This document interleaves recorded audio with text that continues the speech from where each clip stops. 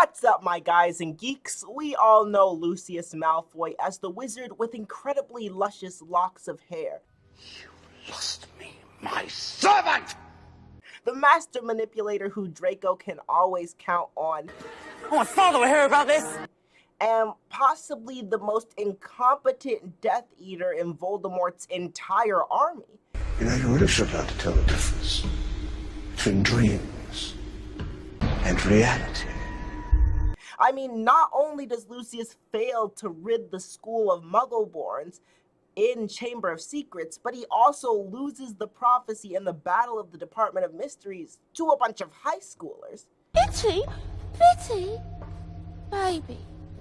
So the question is, with Lucius failing time and time again, why in the world would Voldemort entrust him with one of his precious Horcruxes? Especially when Bellatrix, who's much more capable, has already been entrusted with the cup. So today I attempt to answer the question, what would happen if Voldemort gave Bellatrix the diary instead of Lucius?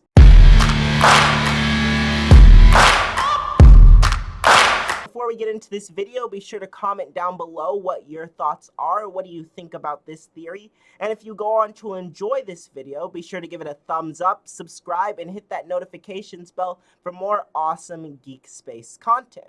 But essentially, the story behind this idea is that Voldemort, when divvying up his Horcruxes and hiding them and making sure they're secure, realizes that Lucius is a bumbling buffoon who's barely competent as a Death Eater, and decides, instead of risking the precious diary with Lucius, that he should instead give it to Bellatrix in addition to the cup, since she not only has the incredibly secure vault at Gringotts, but is also so intensely loyal that she's certain to guard both of these Horcruxes with her life.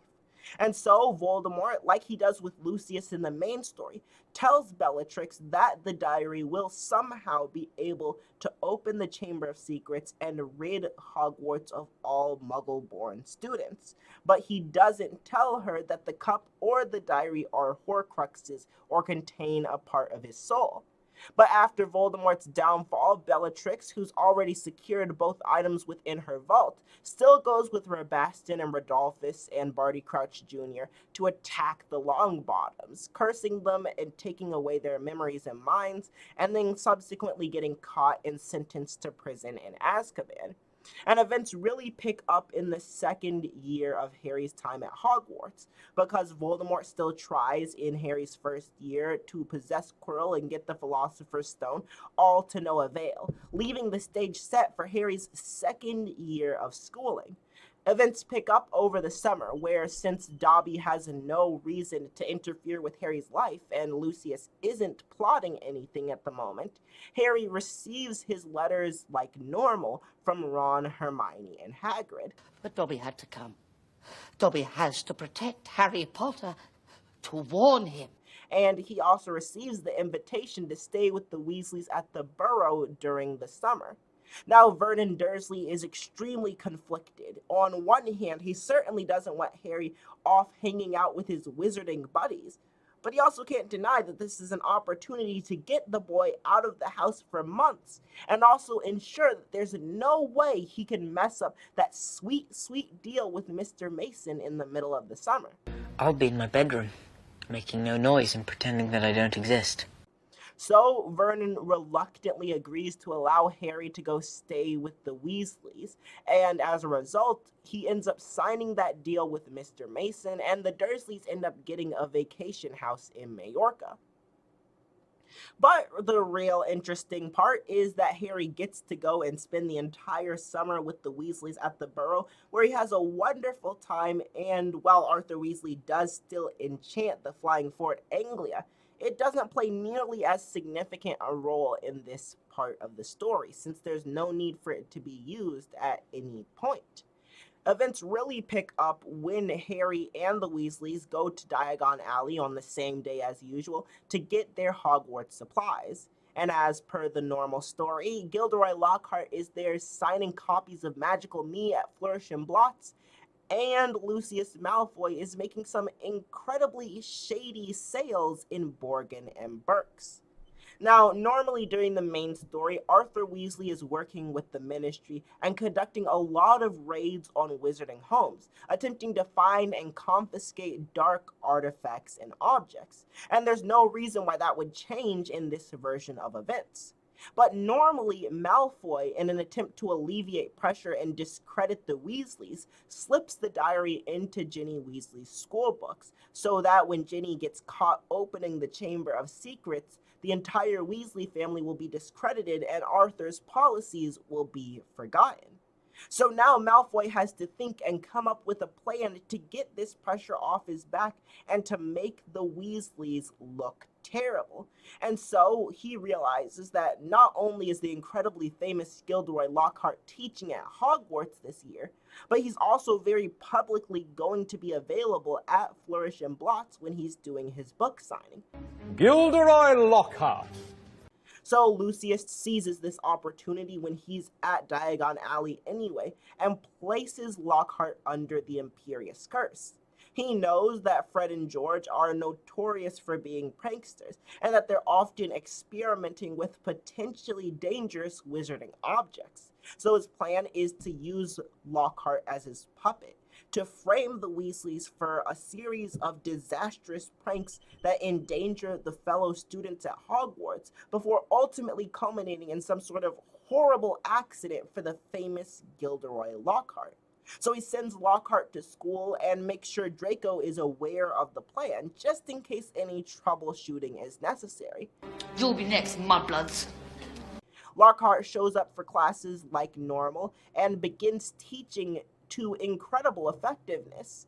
Since Malfoy thinks that Lockhart is this incredibly accomplished wizard from his books, and since the Imperious Curse allows the people under it to do magic and have physical traits that they normally don't have, Lockhart is actually an incredibly powerful and effective defense against the dark arts teacher.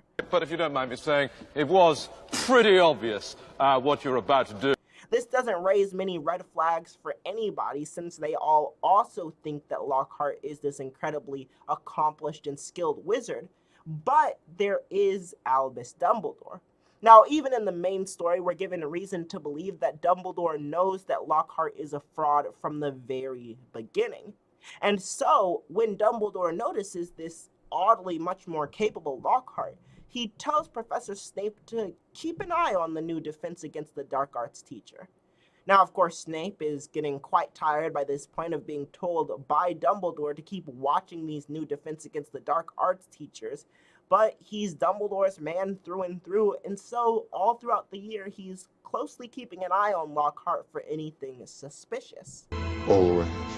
Now also, Lockhart is a lot colder towards Harry and the other Gryffindors in this year than he usually is in the main story. After all, he's being controlled by Malfoy, and so instead of being fawning over Harry and his celebrity, he's a lot more cold and hateful towards them, and seems to get along a lot better with his Slytherin students.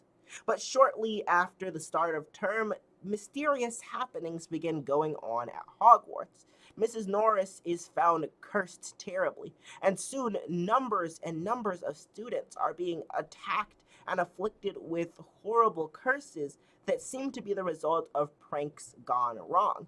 It always looks like somebody's been experimenting with different pieces of magic, and that it's had a disastrous result of harming other students. And so, of course, a lot of minds turn to the Weasley twins, who are, as per usual, up to their normal antics, always pulling pranks and messing around with dangerous artifacts. He's not Fred, I am. Honestly, woman, you call yourself armor. And the thing that once made them so beloved now has them under incredible suspicion. Now, as per usual, Hermione is utterly infatuated with Lockhart, but Ron is also as jealous as normal and senses something's off about Lockhart and insists that Lockhart must be behind the string of attacks. After all, he's the new person at the castle. He's the proper explanation. Now, obviously, this is rather shoddy logic, and Hermione and Ron end up having a huge argument when Hermione insists that the twins must be behind this, the theory that Lockhart is proudly and loudly parroting throughout the school. And so this leaves Harry caught in between Ron and Hermione, left unsure of who to side with.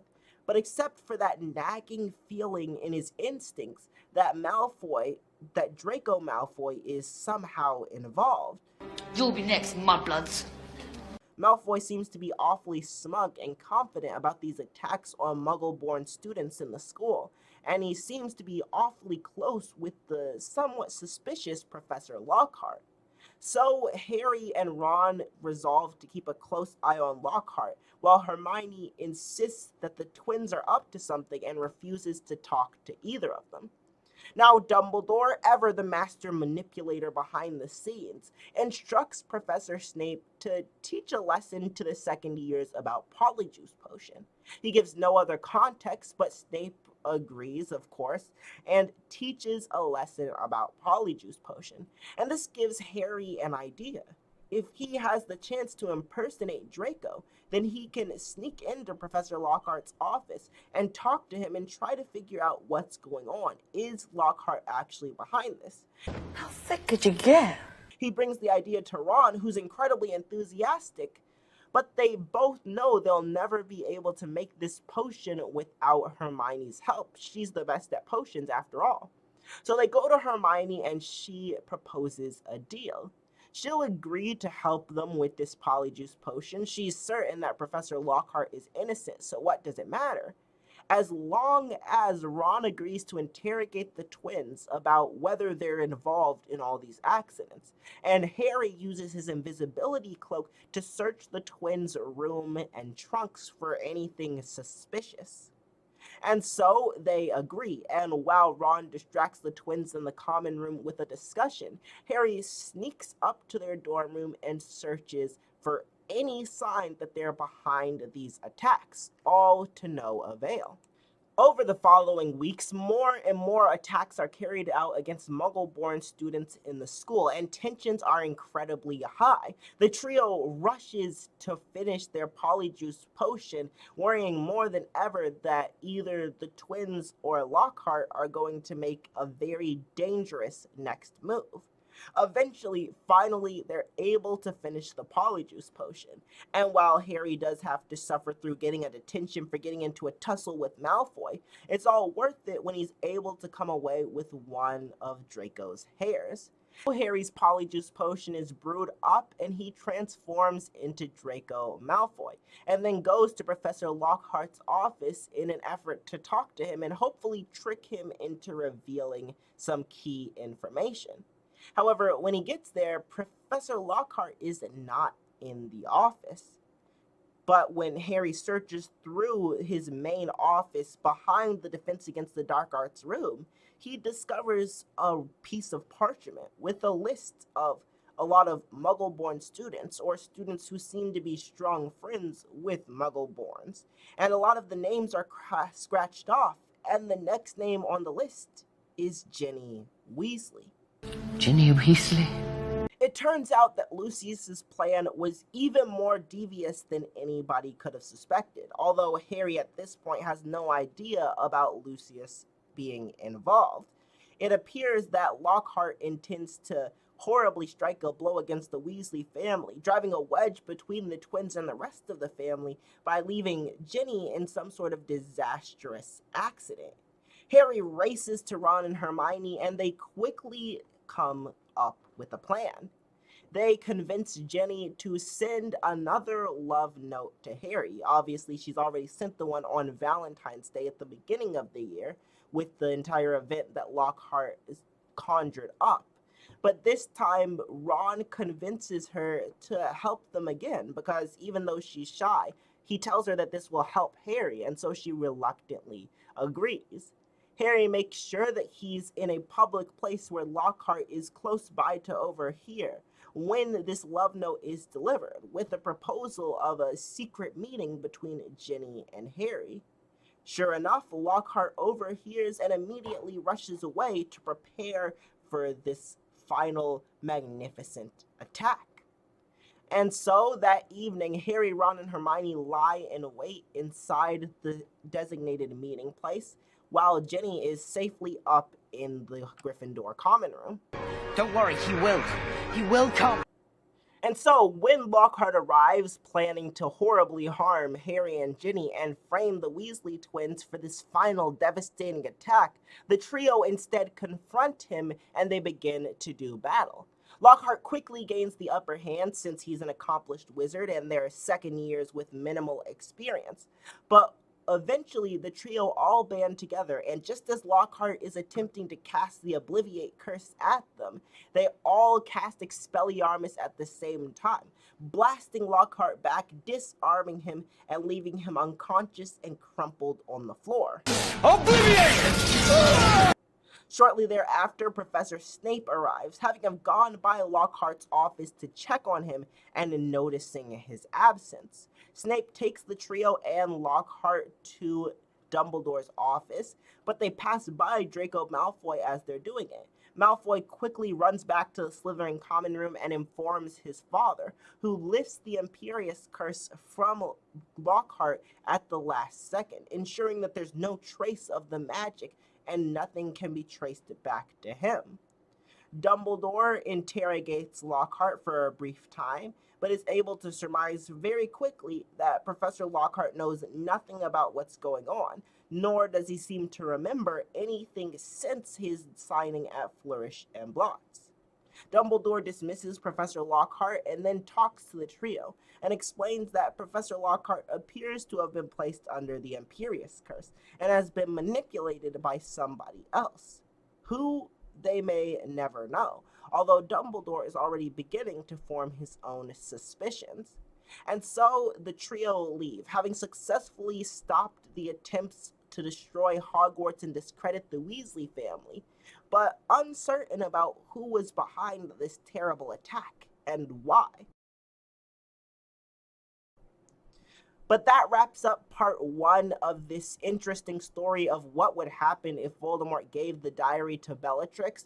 In the next part, we'll explore more of what actually happens when Voldemort is attempting to return, and what that looks like now that nobody has any idea that he's created these Horcruxes. Normally, Dumbledore finds the destroyed diary and is able to figure out Voldemort's entire plan from there. But now, how will things turn out when Dumbledore has no idea what Voldemort is up to? That's what we'll explore in part 2. But alright, hope you enjoyed this video. Be sure to comment down below what your thoughts were and where you think this theory is going to end up. If you enjoyed this video, be sure to give it a thumbs up, subscribe, and hit that notifications bell for more awesome Geek Space content. If you want to see why Harry Potter and Percy Jackson are in the same universe, you can click on this side of the screen. And if you want to see the top 10 most powerful wizards in Harry Potter, you can click on this side of the screen. But you've only got 3 seconds because this video is about to end. Adios!